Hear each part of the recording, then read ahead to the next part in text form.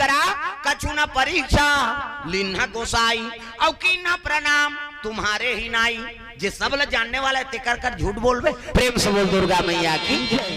सतीन के हेल लगे वहा सती ते भगवान के ऐनी परीक्षा ले बर गए अब आता है मोरो कर झूठ बोलता सो जे दुनिया देखा थे। प्रेम से बोल गुरुदेव भगवान की जय। उकर भी न पत्तन डोले ते सती डोलती। प्रेम से बोल दुर्गा मैया की